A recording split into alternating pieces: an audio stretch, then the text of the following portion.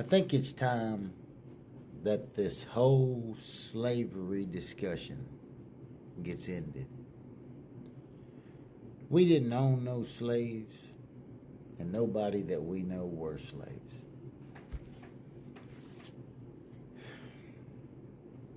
This whole slavery, chattel slavery thing was kicked off because of a black slave owner in 1655. He had a slave named John Casor, or something like that, that said that his time was done and he went to work for a white neighbor. That guy took his neighbor to court and said that John Casor's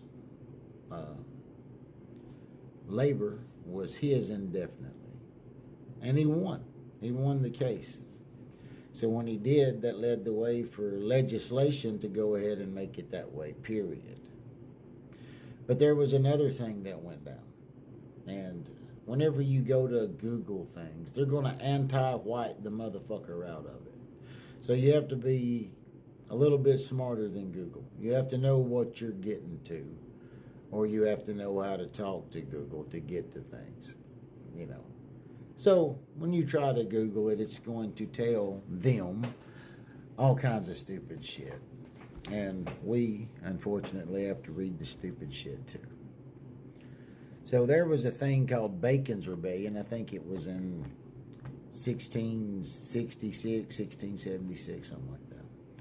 But that was white indentured servants, black indentured servants, and regular servants at this point. And just poor people, small landowners, poor white people.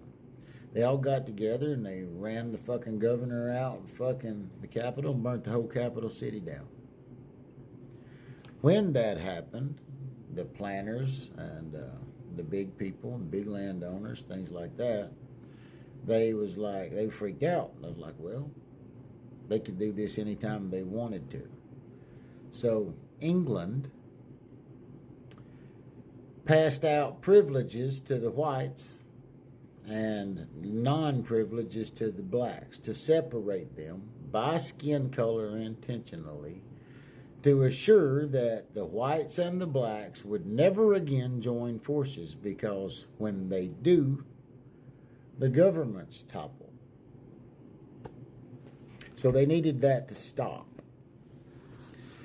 Now, the problem that we have is that all of the black people will not shut their fucking mouths about slavery. And they obviously don't know anything about it. They wasn't part